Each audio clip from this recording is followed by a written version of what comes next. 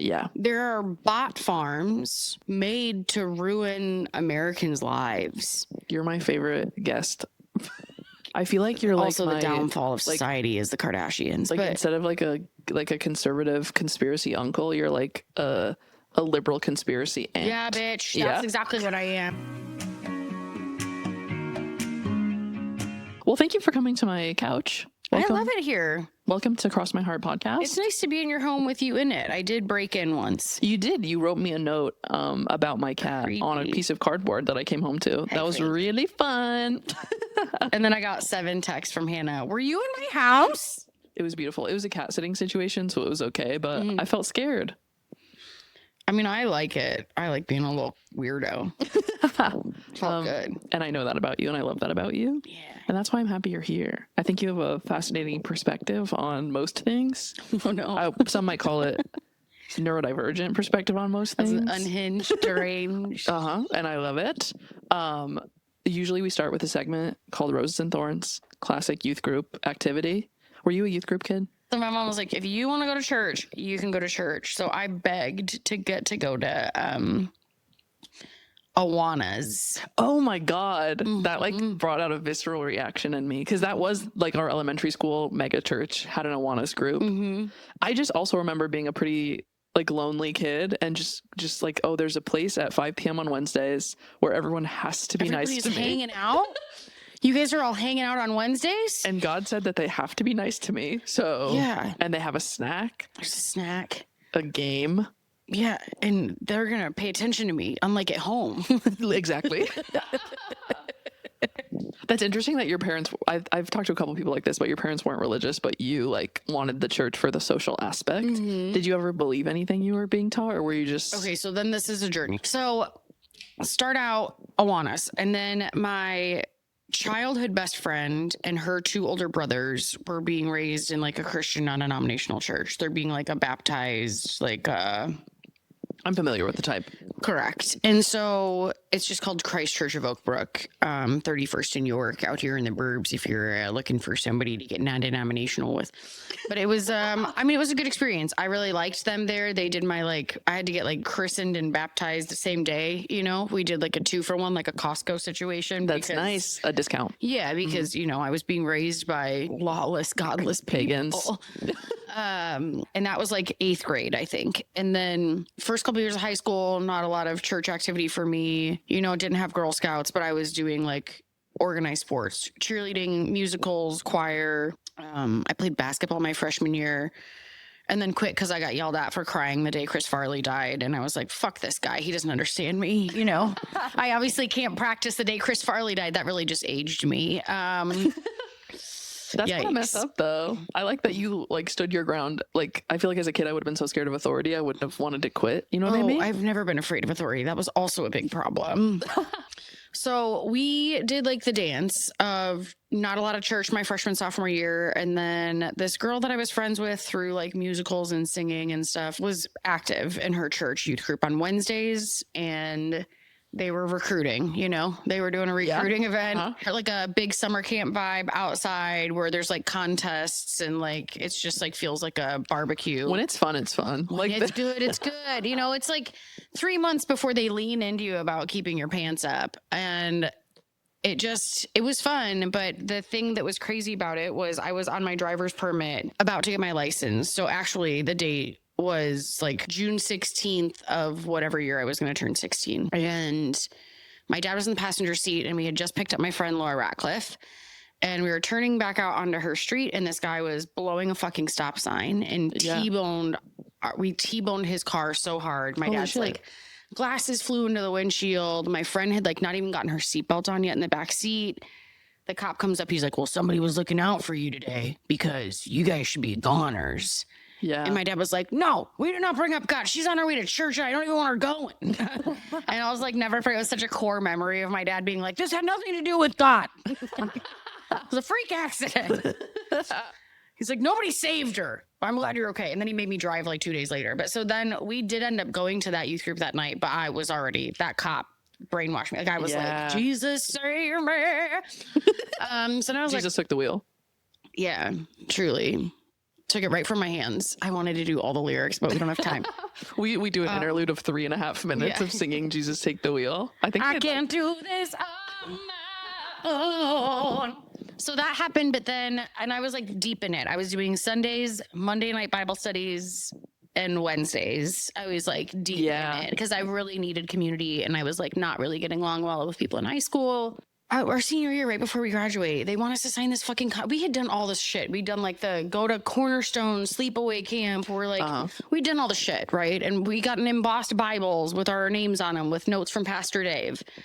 Our cool pastor, not a regular pastor. He was a cool pastor with tattoos. He wasn't a regular pastor. Ours was cool. Mm-hmm. And then they tried to get us to sign a contract with God saying we wouldn't have sex till marriage. I did it.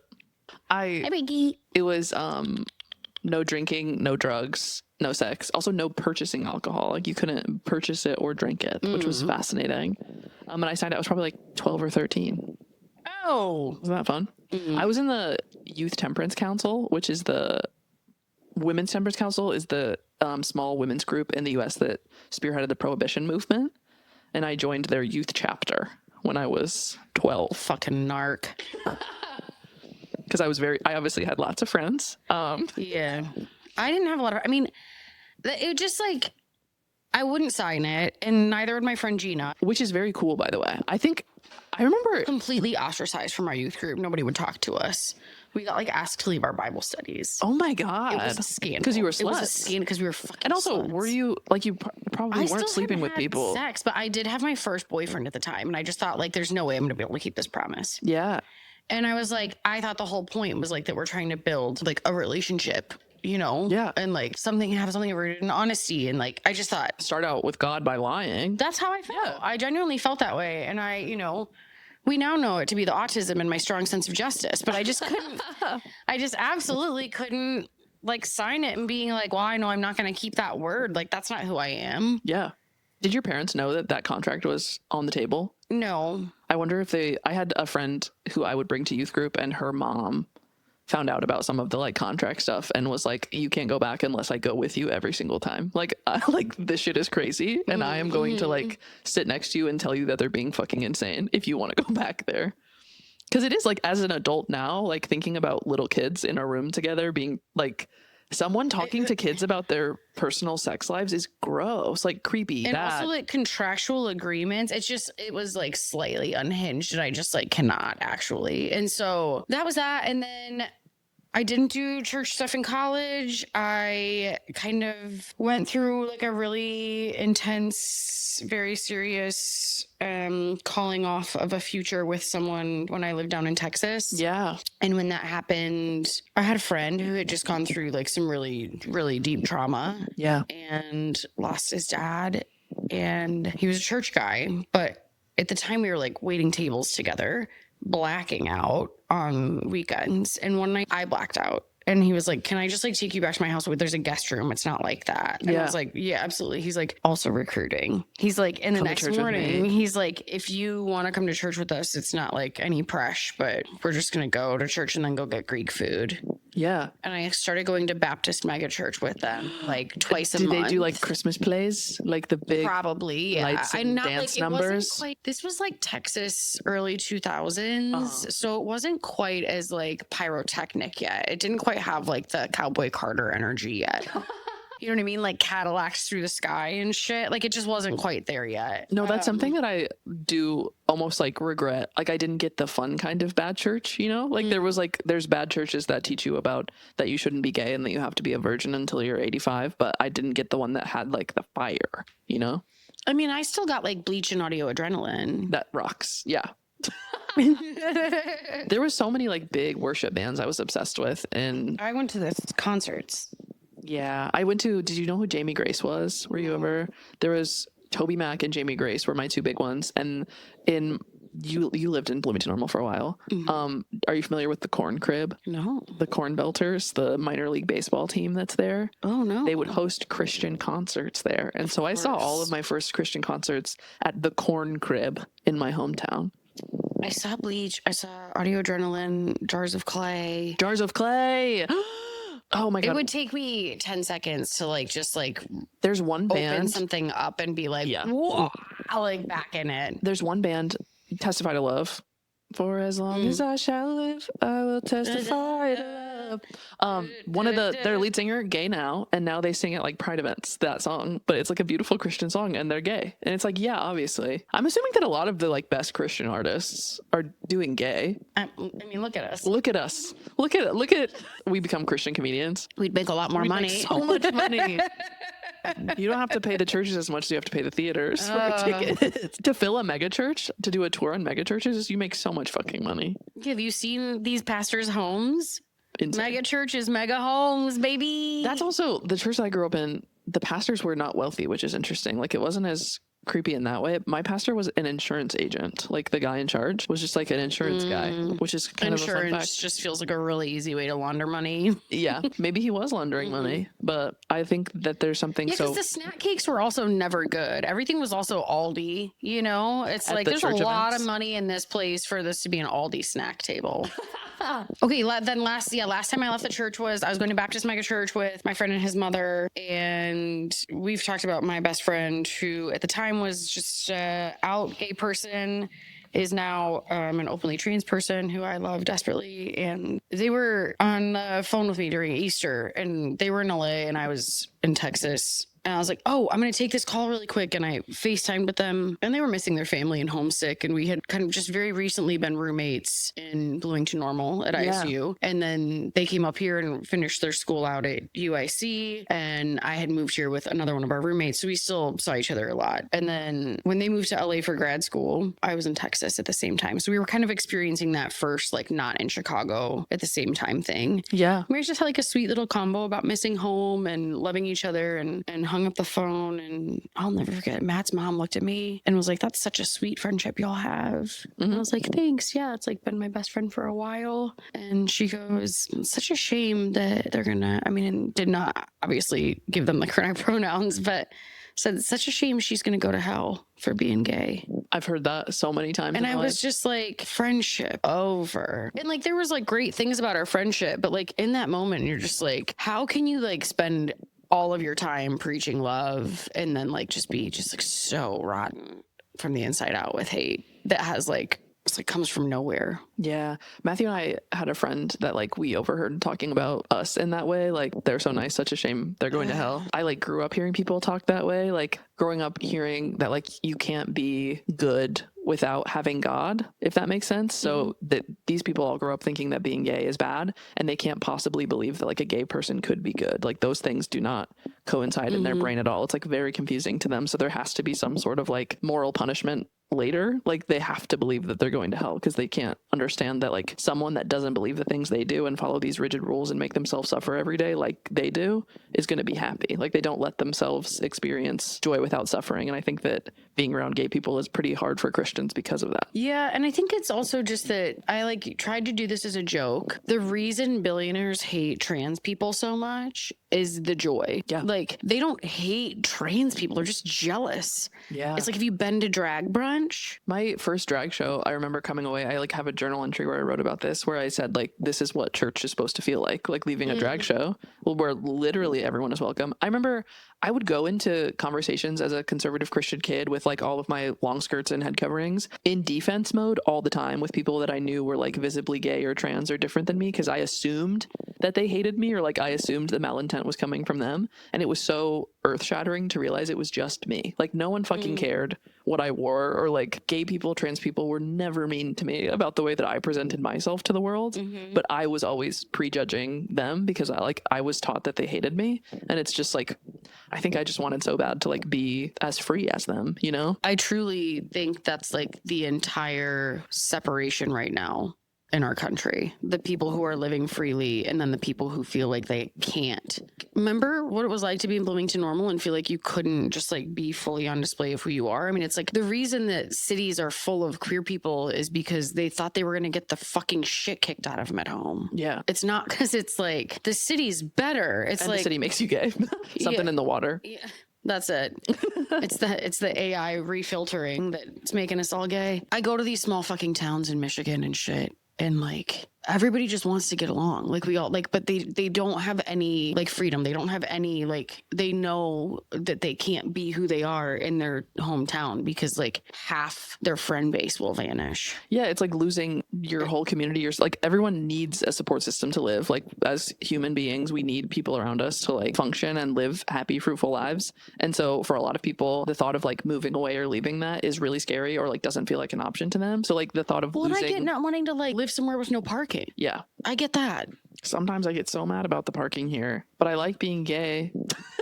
I said that in Crystal Lake. I did 2 shows in Crystal Lake last night, and they're like, you know, borderline conservative. I wouldn't say that unless I had been to a 4th of July event there last year. My friend was super pregnant. You can always tell by the 4th of July event. Yeah, and it was just like a lot of patriotism shirts and a lot of Blue Lives Matter tees. And I remember looking at my friend's husband, and, you know, this is where his wife grew up and went to high school, and her family's out there, and her best friend from high school is out there. They're the ones with the lake house. He kind of gave me a look like, is this really conservative?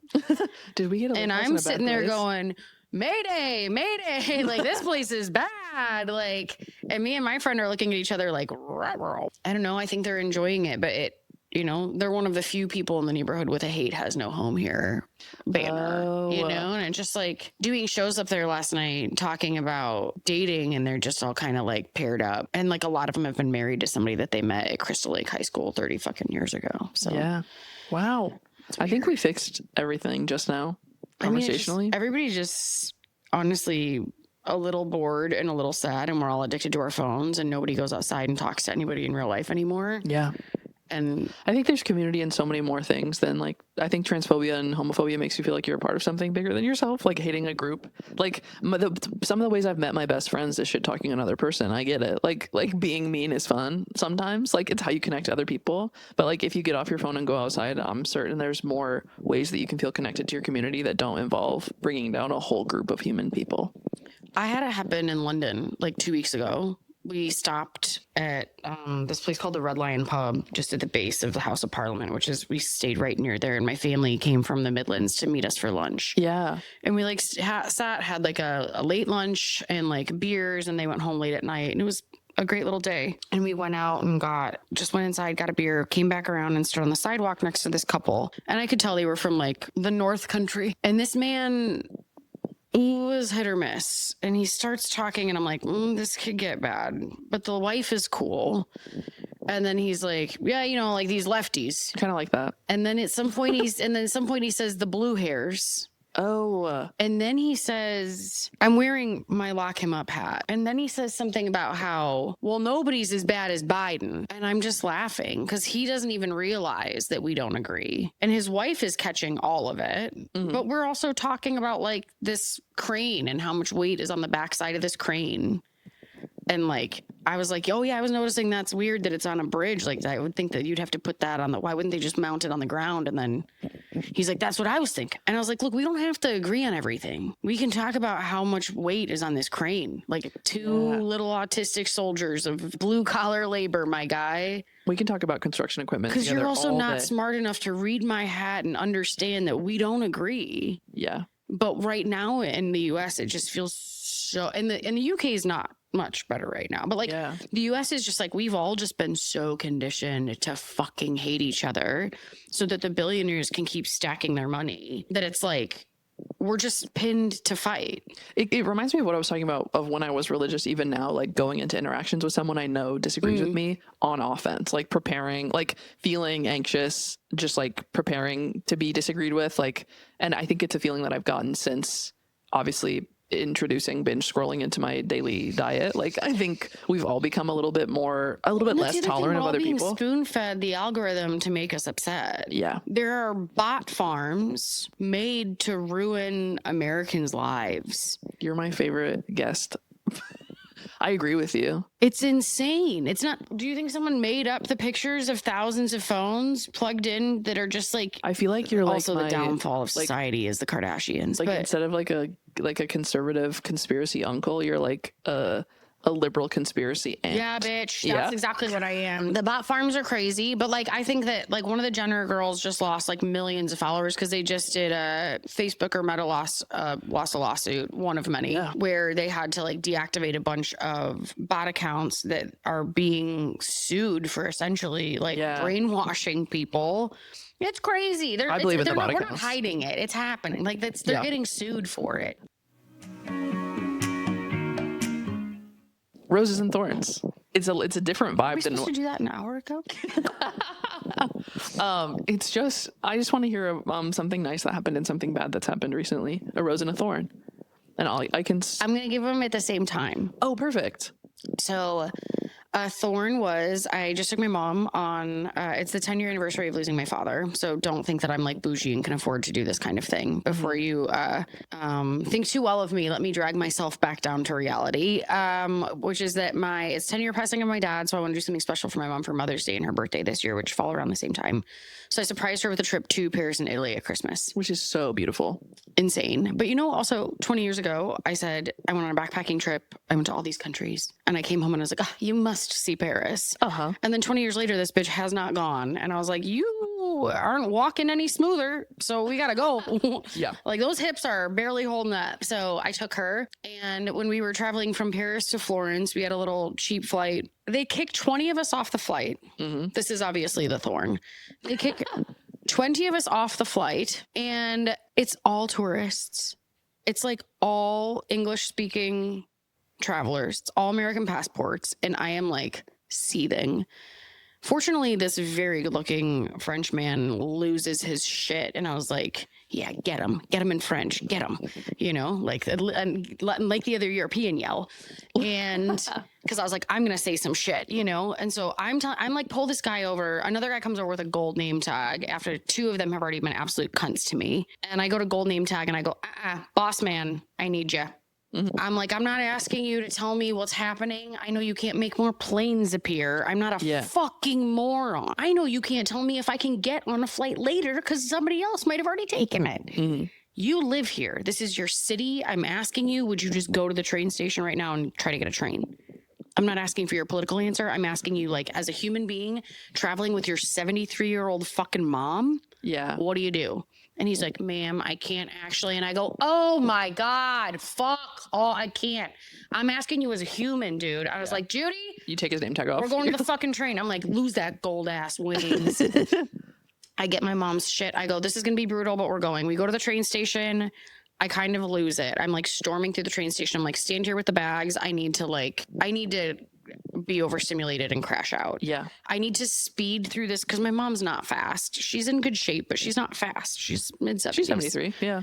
So I'm like, I need to tear off as a former New Yorker and like get something done right now. Yeah. I need to like go to the office, see if they can get us on a fucking train. If not, I need to go to the other train office and see if they can get us on a fucking train. Yeah. Both say no. I'm like, we're going to the bar across the street. I'm like, I need the largest Chardonnay you have, and I need 22 ounces of that IPA. Thank you so much. Here's $1,000 because we're next to a train station. I sit down. I'm like, all right, look, here's the rose. The biggest thorn is that my mom is a woman from the Midwest in her 70s, and she's never asked for anything in her life. The only thing she asked for the whole fucking trip was a vineyard tour. So I booked 2 same day through Tuscany, where we take these luxury coaches up and like eat charcuterie. Gorgeous. Love. It was like going to be so beautiful. Well, this plane situation means we're going to miss this. It's the only thing she's asked for. Aw.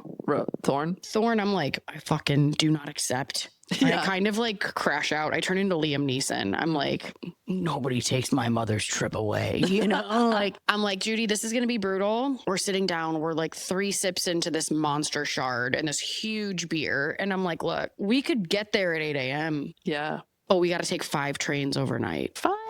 And she goes, it could be like an adventure. And I go, if that's going to be your attitude, we're fucking doing it. Let's go. That's so sweet. Oh my God. And she was a trooper. I was like, I will carry the bags. Mm-hmm. This is also why I asked you not to pack a roller bag. Remember that 3 times I asked you to please get a duffel so I could wear it like a crossbody and I didn't have to move 2 roller bags. Okay, fine. Did she bring the roller bag? She brought the fucking roller bag. Yeah. So fortunately, I'm fucking ripped. So I carried my like 50-pound backpack full of like designer silverware from Paris and a baguette sticking out of the water bottle sleeve and then 2 suitcases. And we are like hauling it through train stations. First transfer was it from 10:55 to 11:15 in Zurich. All the train signs are like have like 1,000 bees in them. Fancy like German bees, you know, where like she's crashing out and I'm like, just stay with me. I got us.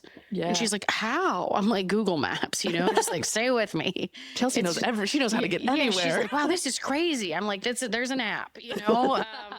The woman just doesn't understand that they like make apps for things and that just says transfer to platform 4. Yeah. And I just say, oh, no, but take what you can 4. Get, you know? Yeah. Yeah. And so the Roses, the next morning we check into our Airbnb. She takes like a hard fucking nap for 5 hours. And then I like kind of nudge her awake with a pastry and a coffee. Beautiful. And I'm like, hey, tour is in an hour and a half. If you want to get a shower, get ready. I found the hair dryer, you know? Yeah. I steamed your clothes. Like, let's fucking roll. And then we went on vineyard tours. And so that afternoon, my mom was just like in a dress, which she never shows her knees, which was also like, if I can take 5 fucking trains through the Alps, I can do anything. I can wear a goddamn dress, you know? That's so sweet. And so, yeah, the Rose was my mom, like drunk on Chianti, just like standing in a Tuscan villa, like fucking gladiator shit. That's beautiful. Really good. And she hasn't really left the country much. So that was. She's done the Caribbean 1,000 times. And I think learning that your parent is a cruise person. That's bad. No one prepares you for that. And she was just like, the buses, the trains, how do you do it? And I was like, I mean. Yeah, because cruise drops you right off where you go. You spend the day at the resort. You walk the block of shops that has the same 7 things in them. And then you eat at the 2 available options for food. And then you get back on the fucking boat. Yeah. And I'm like, no, we need to take this shuttle to this bus. And then we walk under this bridge. And then there's Notre Dame. And she was like, that you're blowing my mind. In fairness, I did drag my mother on a 25,000 step day. She did it. She handled it though, like a but then I fed her fucking pistachio creme brulee. Like there was a trade off, and she earned it. Yeah. Oh, I did give her a full body massage too in Paris one night, and it blew her mind. Oh my god! Did you like pay for them? Rubbed her little you did it. Feet down with lotion, and then her hands. And she's never had a massage, and I like kind of like rubbed her butt cheeks, and she was like freaking her out. She's like not comfortable with contact like that. Me and your mom. Yeah, and I was like, Judy, you need to just your body cannot handle 25,000 steps. And you're not going to be more comfortable with a stranger doing this in French. Yeah. You just need to let me do it. I can't do massages, as you probably can assume. I like tried it and I felt it like makes me more nervous. What if you tried it on mushrooms? I think that's a good idea. I think so. Do you want to do mushrooms together and go to a couples massage? Yes. Getting to my rose for the week, it would be the mushrooms. Yes. So that's actually perfect. I did more. Usually I microdose, but I like. Did more. You did a little. I did a little. Took a little trip. Get a little spicy with it. Did a lot of laying in the grass and looking at the sky and thinking about how beautiful it is to be alive. I think because I get in little ruts, complaining and anxiety wise, where I just like think that most stuff is bad. Yeah, and then sometimes you take some mushrooms and look at the sky and you're like, "That's all I need." Like me in the grass and the sky. I'm on a rock. I hugged a bush. I'm pretty sure. Just like me in this bush. Like felt really. I love bush. I'm sure. Well, we know. So that was really fun. I felt like I just get like a little boost after that, usually, of gratitude for being a human. And then Thorn, I don't really have one. I am on a constant cycle of parking tickets that never ends, and I paid off like 6 this week that were like gonna get me booted. The boot sucks. Have you been booted? No, I haven't. I've been booted. Don't get booted. But I have. After 3, when you have 3 or more, they start booting. Just so y'all know. I had 6. Yeah. So I'm really grateful. I could feel it that it was happening soon. Like I woke up, I never think to pay my parking ticket. The boot is like a shark in the water. You feel it. It's I could feel the boot coming. So I woke up and I paid them, and it was like $400. It sucks. Kind of a bummer. You can get on a payment plan with the city. As someone who is chronically irresponsible, you can break it down as a payment plan with the city. This is an ad for City of Chicago. I would parking. really one of them that I refuse to pay that is up to $185 now that I am battling is a ticket for 44 seconds after my meter expired. That happens to me. Okay, Matthew is Suck like my clit. Absolutely not. I'm not giving you $200 for that. Especially if like the first, like if it's 44 seconds. Are you fucking kidding me? No, you can yell on the podcast. You can say whatever you want. You just said suck my clit, so I'm pretty sure. Your sense of justice. Well, I just think it's really crazy to be giving us all these parking tickets. Especially like, I'm like. Fix a pothole then, you fucking cocksuckers. Yes. It's because all the money is going to the Emirates, and it's different. Yeah, if you didn't know this about Chicago, our city sold our parking meter system to a private equity firm in the UAE. And so all of our parking tickets don't go to the city of Chicago, they go to this private equity company. And so it's not even like in any other city, if I pay a parking ticket, it like hypothetically is going to some sort of like city improvement project. But in Chicago, it goes straight to a PE firm. Mom, Donnie, can you fill our potholes? Zoran, We can like you hear me? too. Can you be the mayor of 2 places? Because sometimes I just watch. Brandon, you're really struggling for me. Sometimes I watch Mom Donnie's Instagram reels and just smile. Like I just get a little high and I grin. Like, oh, look at him making stuff better.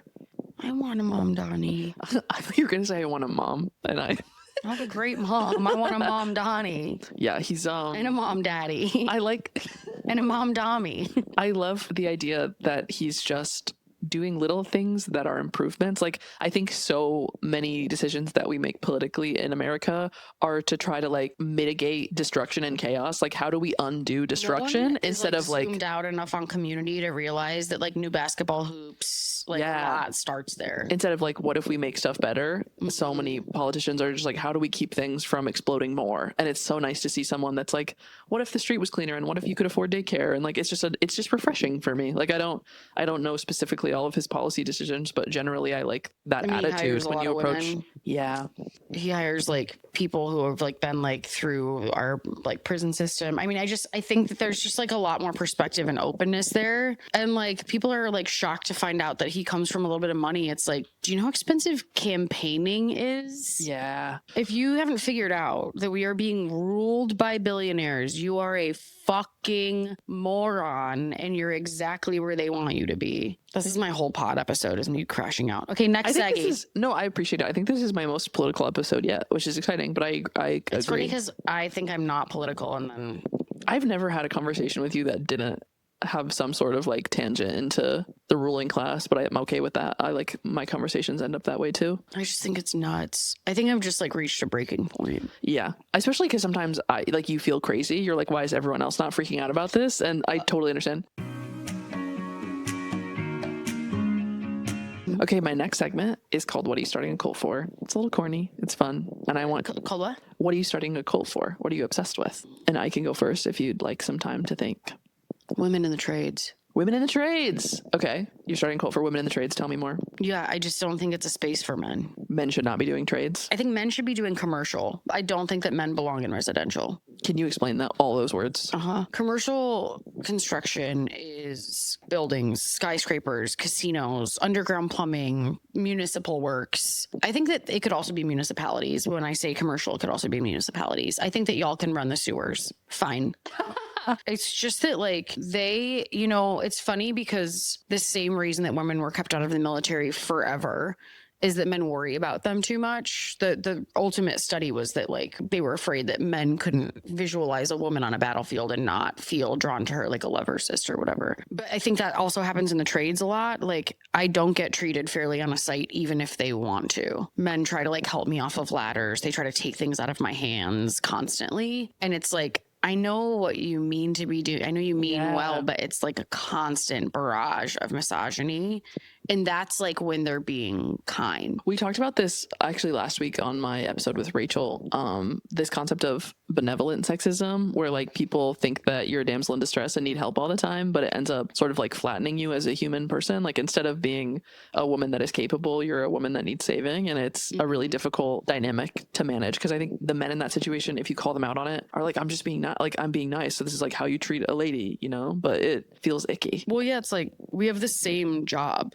You also, I don't know if you've told them this yet, but you work in construction. I'm a superintendent for a general contractor. So I manage renovations. Like I've managed $1 million home renovation. I've managed $1 million condo. Right now we're building $1 million house in Pilsen. Like I manage a lot of money and I manage teams and teams of men. And sometimes I manage them in another language and it's just Spanish and it's a lot. And that's culturally the other issue is that a lot of the men doing blue collar labor in this country are not white American men. They are Eastern European men and they are Latino men. Culturally, two systems of patriarchy that just have a totally different view of femininity and even more like oppressive, just like culturally. Like whatever you want to say about America, we were moving forward for a while as far as like lifting women up and like supporting them. But I think Eastern European men, Latino men, there's still like a machismo.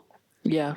And so I have to manage that also on a work site. Also just like having to like learn you also have to learn the types of sexism that they're like operating on too. Like it would be an interesting dynamic to think that you understand like the ways that people could view you or treat you, and then having to like dive in and. Well, it's also just like the times that you turn around and they're just like staring at your ass when you're on a ladder. Yeah. And then you have to be like, could you tile the bathroom, please? If I don't even know like what, maybe I'm just gay, so I don't really understand that. But like, I don't, even as a gay woman that is attracted to women, like if I'm in a work context, I'm not like stopping to drool to stare at someone's ass and like not doing my job. I checked out a woman's ass yesterday at the dispensary. And thank you for confessing. And the people hard. Any pants cut, like jeans also that have a triangle above the waistline is always makes it Tommy good. Brennan we were joking about how I'm also not super attracted to femininity. And he goes, Chelsea, it's okay. You're an ass man. Just say it. What's your type in butt? Ass. My type is butt.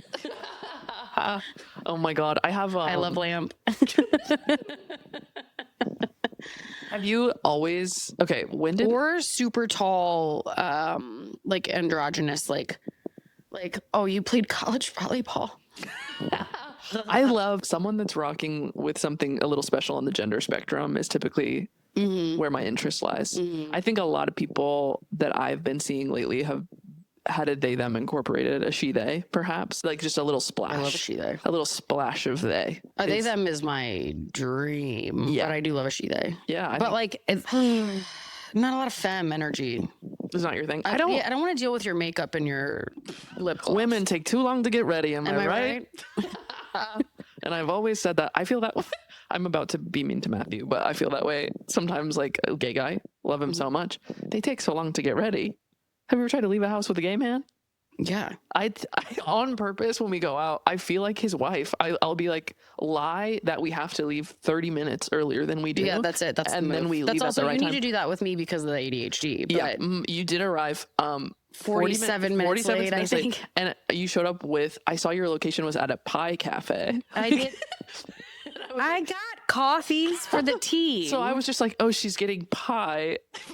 I brought lattes. But then you brought coffee and it was all fine. I actually don't care. My internal clock is terrible and I'm mostly late to I was supposed to meet someone for happy hour at 5:00 yesterday and I left at 4:47 and it was an hour and 40 minutes away. I think so Matthew does that too, where it's like the time that you have to be there in his head is the time that you have to leave.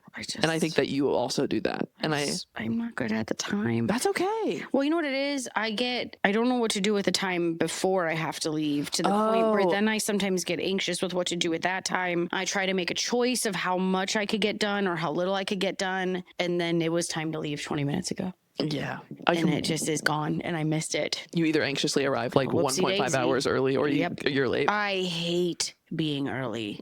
It's that. I think it's also that. It's a fear of being early. I fucking hate being early. I don't know what to do. I don't know where to stand. I don't want to sit there by myself. I feel uncomfortable on my phone. I don't want to doom scroll because then maybe I'm going to see something that gets me into a bad mood. And then I just have to sit and have a good lunch with my friend. Like, no, like I want to rush in the door 2 minutes after I'm supposed to be there. Like, and then get right into it. I don't want to be somewhere early. That makes sense. You don't want to have to like mentally sit with yourself. I don't want to make, and I don't want to make the choice on, is this table good for us? Like, you want someone to tell you what to do. Desperately, because I manage teams of idiots all day. That makes sense to me. I'm such a fucking bottom sub baby girl. I don't want to make any calls. I'm going to compile everything you said about what you're interested in. I know. I can't believe sexually. the hypercut that you're about to pull together of this. You can put it on your Hinge or on your, what dating app are you using? You don't have to say. I know what you're, okay, but you can put it on the apps. You'll put the collage. Yeah, it'll be like, this is what I'm looking for. On Field and Her. Of course you're on Field and Her.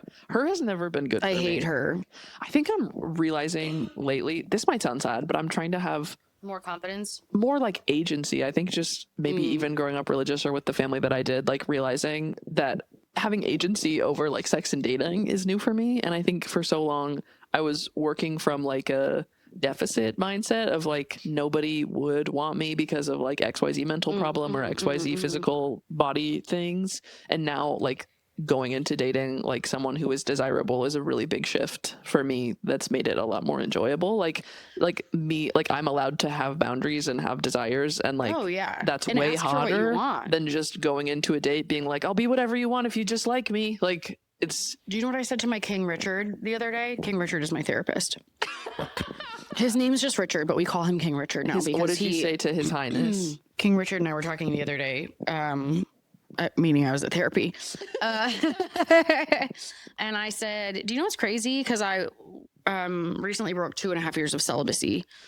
I just really I needed to defocus all partners and like the pursuit of like something. And I just needed to like get my special taped, which will eventually come out if I could watch it. But I had to like learn once I started dating again that even if someone likes me a lot and is saying really nice things to me that make me feel great, that doesn't have to mean that I like them back. That's exactly what I'm recently discovering. And just because someone is kind to me and wants me doesn't mean that I have to be interested in them. Yeah, no, I felt like I was learning something that like babies know, but I didn't like. Correct. Just because you like me doesn't mean that I have to change my whole self to be exactly what you want and then date you for years. Yeah. And you don't have to do that. You can just not like someone. Also, Mm-hmm. it's not mean to say, oh, I'm not interested that way. Thank you so much. What if we dated people we liked? Are you interested in that? Having sex with people you like? No. Because then if they don't like you back, then you're in the hole for Then a you're while. vulnerable. Mayday. Stop the pad. Stop the pad.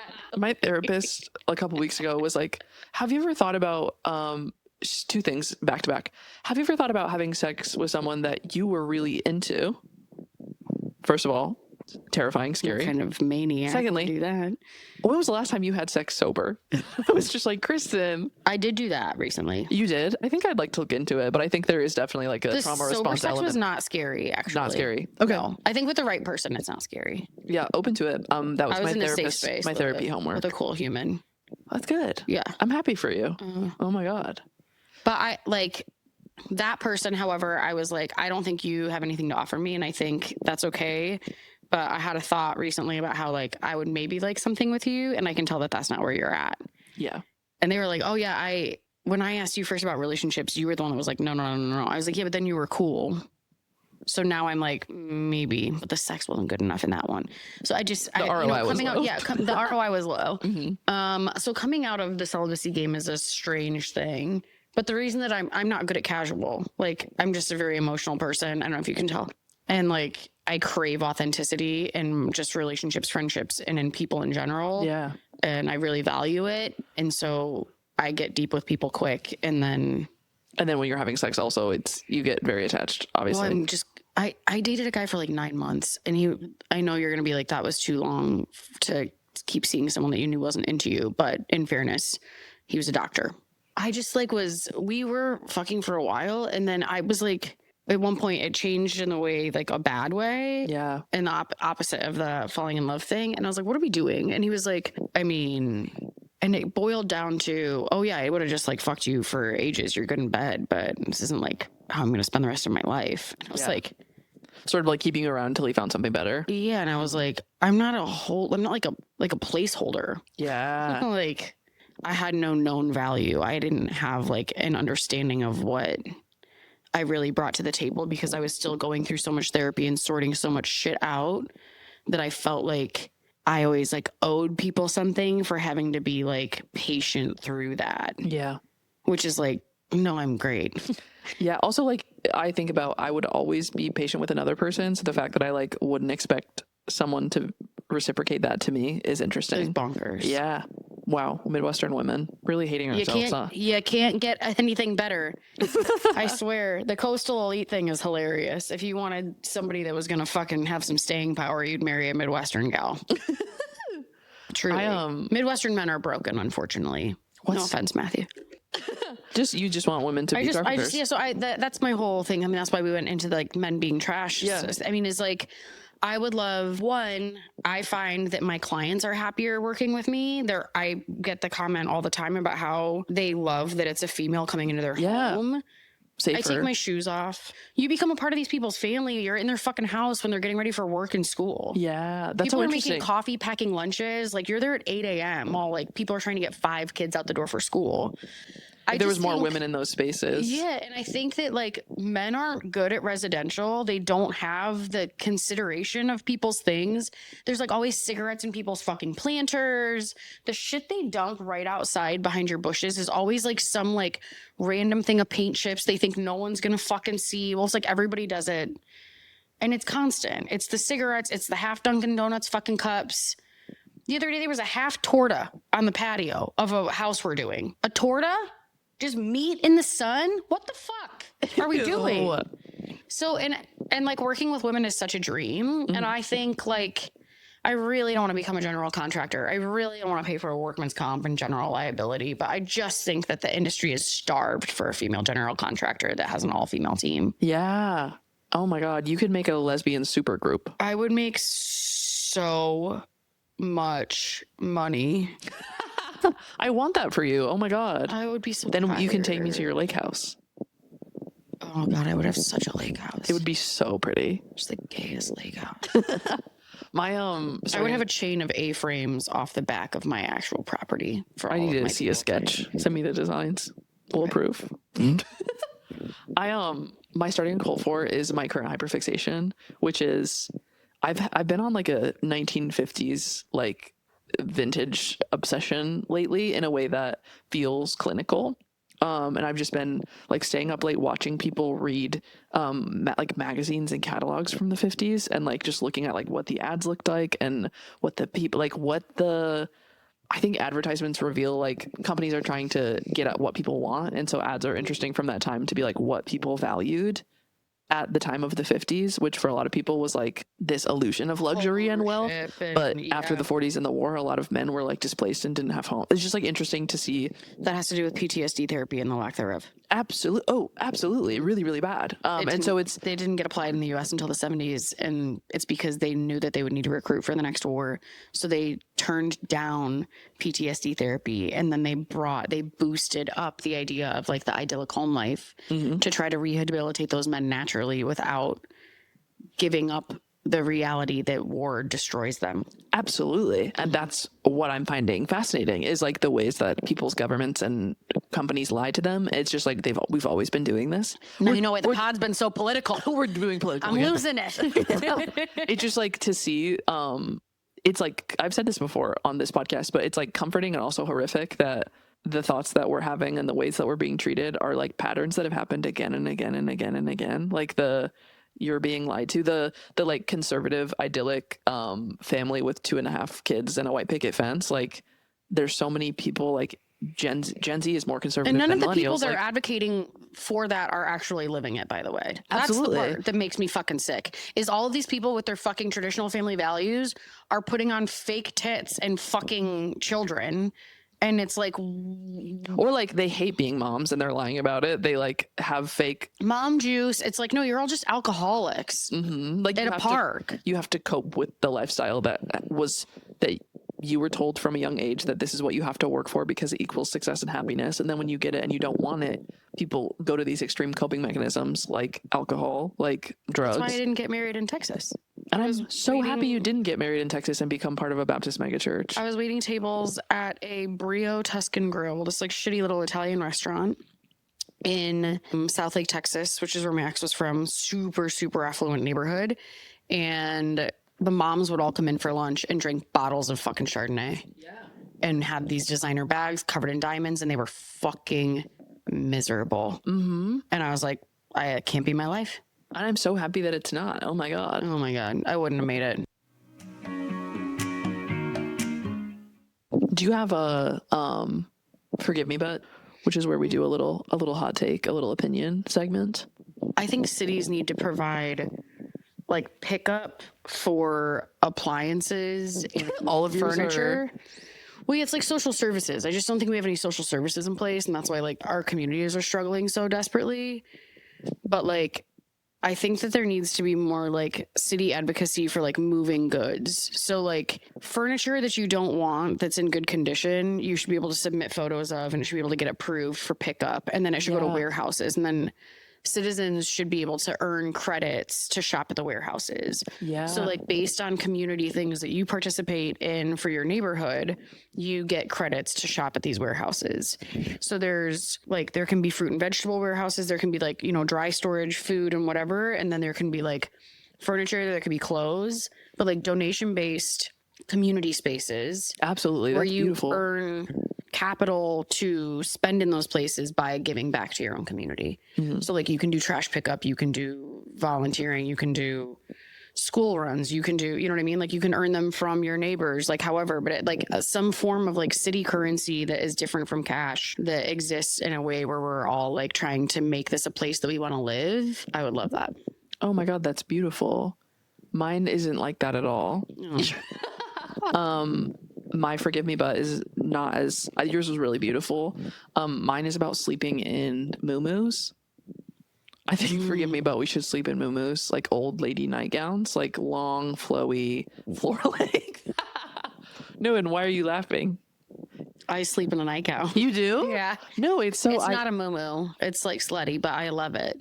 no, even any sort of like silky long, like Mine are like just above the knee, but like, and I don't support the brand, but I have a lot of them from my youth and they actually held up pretty well. But old Victoria's Secret, like slip dresses, like almost like baby dolls, like it's just like crisscross straps that are a nothing. And then satin to my, I mean, I live in them. I've been doing, this isn't the same at all, but like obsessed with vintage. I've been thrifting vintage nightgowns and some of them are sexy. Some of them are like sexy little lacy lingerie. Some of them are like full length, like grandma house coat, like that you would wear with slippers. See, I can't have a like getting tangled up in my ankles.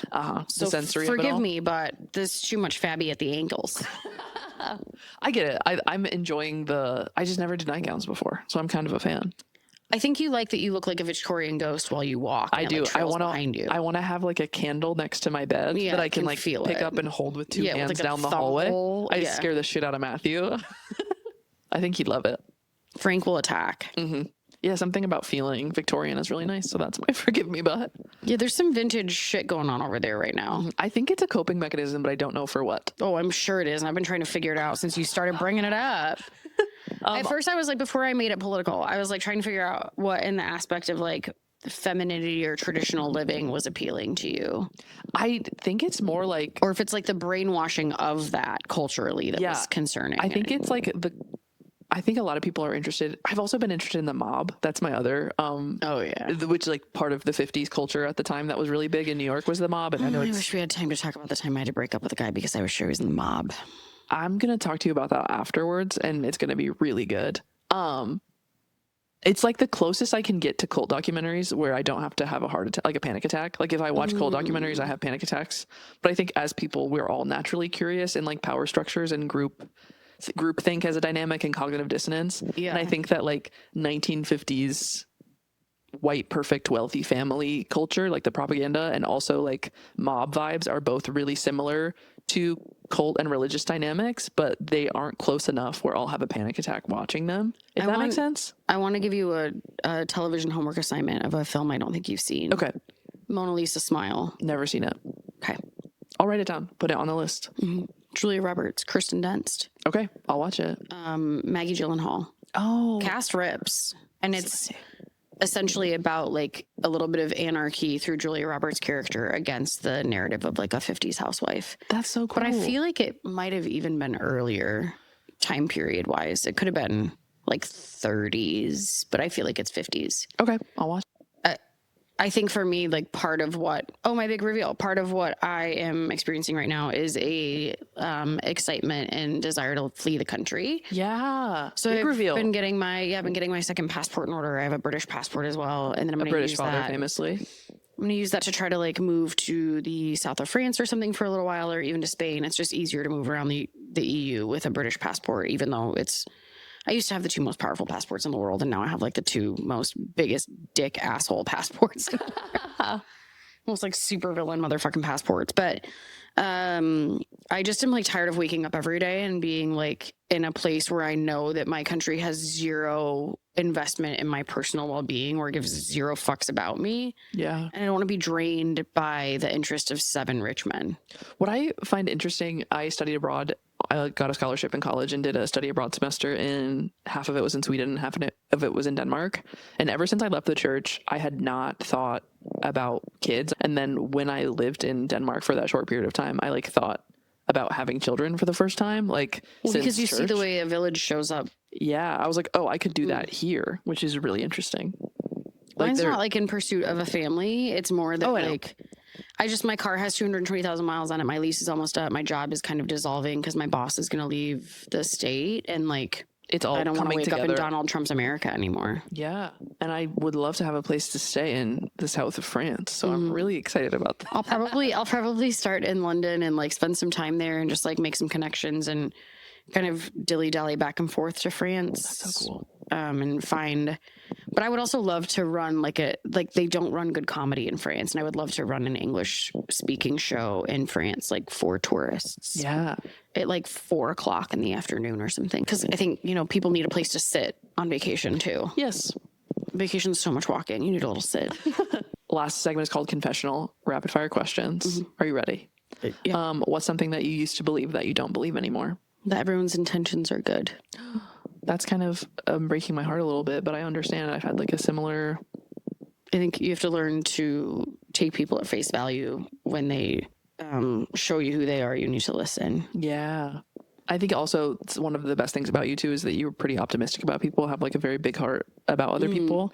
And I think I have that too. And sometimes it's hard to like go into dynamics with someone's best intentions in mind, and they don't have I think yours. everyone has my kind of intention, which is just the best for everyone. I want everyone to win. Yeah, but also doing stand-up comedy. I want everyone to do well, and then you start to realize that like maybe not everybody wants that, and some people will just like literally use you as a stepping stone and climb off your back and to get what they want. And yeah, you have to manage who you get close to. Yeah. With just like, I mean, not like you don't need to like guard your heart, but I think you can just choose your people. Mm-hmm. Is there something as a kid that was a very obvious sign that you were gay that like looking back was obvious that you didn't realize until later? Besides the sports in the rock collection. Rock collection, huge. Rock collection was huge. Oh, hanging out at WWE parties. You played rugby. I did play rugby in college. That's all that you needed to say. I had already had sex with a woman before I played rugby. Yeah, and then you just went, and then gay stopped. You stopped being gay. But like my mom has photos of me and one of my childhood best friends, and we're like fully in drag. Like I'm in a tie and he's in one of my mom's bras. Is that guy gay now? And that's like, oh yeah. He's like a Kundalini yoga instructor. Love. I feel like so much about being an adult is like getting back to who you were as a little tiny kid. And so it's always so fun to see old pictures and to be like, yeah, obviously. I be on my suit and tie. You were playing husband wife and you were husband. That's beautiful. So, okay, sex with rugby person, or did you have sex with someone on your rugby team? Or was it with someone else before other rugby teams? Had sex with people on other rugby teams. And at this time, did you think you were gay? I don't think like, again, I still don't. You don't have to do a label. Yeah, I know. I think I just am like, for me, it's more like I will walk into a room and I will make eye contact with a person.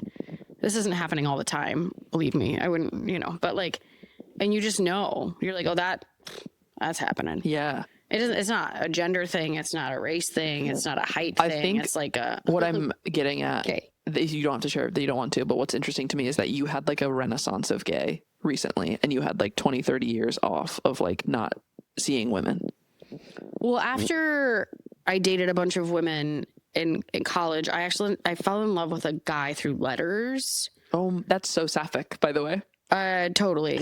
And he was in the military. It was like after 9/11, we all really loved America. So we were all writing soldiers. Very dear John. Yeah. And then after that relationship ended, I got just like picked up when I was cocktail waitressing at a bar. So like, then after that, I didn't really date for like a decade. Yeah. And so that now that I've been coming, and then lost my dad. And so that now that I've been coming back into dating at all, the spectrum has been like cracked back to wide open. That makes a lot of sense. Also back to the like you having agency over your dating life and like liking people back is such an interesting and I mean like sapphic relationships. it also, and I think we've talked about this, without like fetishizing people, I'm not super attracted to femininity, but like the rise in trans men and just like the rise in non-binary culture and the way that there's like more people that have like androgyny in the sense that it's not just like a bunch of lesbians with the same bad haircut. That's very hot to me. You know the haircut, but you know it. Can you describe it for the people at home? Well, it's long on the top, typically parted to one side. No, and that is shaved all the way around. And it's just like the undercut. There was one lesbian haircut. There was one lesbian haircut for a long time. It's now called the Karen. Honestly, the fact that we have non-binary hairdressers right now has really saved the queer community. It has. You know what I mean? It really has. And like, so for me, it's like now that like, I was always like very into like very mask presenting and very like kind of like androgynous people. But now that like top surgery has become so normalized, I'm just like feral. You're in sort of like a buffet of I'm talking about a renaissance. You have everything available. The binders are off, baby. We're in it. Oh my God. No, I love that journey for you. I've recently had a development in my personal type as well, which is someone rocking with not a femme, they them, non-binary. I like non-binary people. That's okay, and that's fine. Are you to be asking me if it's fine, or are you telling me to be gay? I'm not even mad about it. What's your last meal? Well, it's a number of things. Oh God. It's not, I mean, it's not just like a thing. So like there'd be charcuterie of like some of my favorite cheeses, like a racamole from France and like a humble fog, like lots of good cheeses and charcuterie. And then obviously a killer filet, probably some kind of really good mac that's really cheesy that has breadcrumby guys on top. And then the dessert table would be crazy. It'd just be like a table of desserts. There'd be like a charcuterie of desserts. A charcuterie of dessertery. We'll workshop it. But you know, strawberry rhubarb pie, some sort of meringue, something. Yeah. Tarts. Love. That's very chic. I would eat a bunch of bread. I know, I love that for you. Because I'm allergic to bread, and I think I would just eat a shit. I would eat right before they put you to death. Do you know what I would eat is Avanti's bread as you go down from Bloomington, Normal, Illinois. Oh, would you be dipping it in their ranch? Yep, that's my dream last meal. What are you working on right now? Creatively, professionally, personally? What are you excited about? 2 shows. Gotta release the special. Gotta do it. Filmed the special, and Matthew and I came to see it, and it was incredible. I know, everybody keeps saying that. I can't watch it. I hate myself. But I'm writing 2 different shows that are not stand-up, which feels great. And trying to get Beck at Kenny to start a goddamn podcast with me. And about to go plant my garden. Oh, this is huge. Yeah, that'll be cute. I'm excited for you. Make a little oasis. You have to come over. I will. We'll eat all of that cheese I was just talking about. Thank God. We'll get you some gluten-free something to smear it on. Oh, I'll bring my own. I do that. So I'll just bring my own bread, put it in my pocket. Where can the people find you, Chelsea? Well, that's the reason that I'm not doing better in stand-up, as I kind of don't want them to. But if you must, Chelsea Hood Comedy is where you would do that. You can find her in her garden at various on my construction sites around Chicago. Yeah, hanging out with my little dog. That is another gay thing about you, is that you have the oldest dog in the world. I have a crusty white dog. Lindsay Bowling, who is a really fantastic lesbian who lives down in Kentucky or Tennessee or somewhere where there's horses. Kentucky, I think. Posted a thing about what I'm assuming to be her girlfriend that was like, why do all lesbians have to have the oldest white dog and a white rug? Okay, question for you. What is an army of lesbians called? What? A militia Etheridge. It was on Threads. It was so good. You need to add that to your field. But it was on Threads. It's not mine, you stole but it. It's really good. That's good. I just stole it for us for right now. Sorry, whoever posted that on Threads. It was really good. You're on Thread, like, often? You're not on the gayest app ever? Threads. Yeah. Are people on Instagram, Threads? Twitter? There's like a lot of people on Threads. I mean this with so much love for you. Is it like a really different age demographic than what I'm rocking with on Threads? Is anyone? Well, it'll be built to your demo. Okay. I'm going to ask my audience right now. Is anyone on Threads? I doubt it. But Are you on Threads? Because you guys didn't like grow up with Twitter as much, I feel like, as we did. I didn't. So we got addicted to Twitter, and then it got bought by the devil. And so like we were all kind of like, but wait, where's everyone's brain farts? Where's all the people I want to hang out with? I love Threads because it's just like people are literally farting into words on they're farts from your brain. Do you tweet? Do you thread? No. I just read other people's threads. I love that. It's just like mainstream. I don't post. I just am out here supporting other people's content. And then I like to watch and then relentlessly compare myself to other people until I feel sick, and then I put it down. If you want to know what I'm up to, you just have to watch my story. I'm not posting content. I'm just sharing my life through my story. Yeah. I'm just sharing my story, dude. Okay, bro? We need to go get high and then do cool gay shit all afternoon. So as fun as this was with you guys, we have to go. And I'd like to release Frank from cat prison because I came to hang out with the fucking cat, and the cat has not even been out. I've been doing a podcast the whole time with no cat. Well, thank you for coming. Well, I guess you're welcome. I love you so bad. I'll see you soon. You're fine, I guess. Okay. Bye.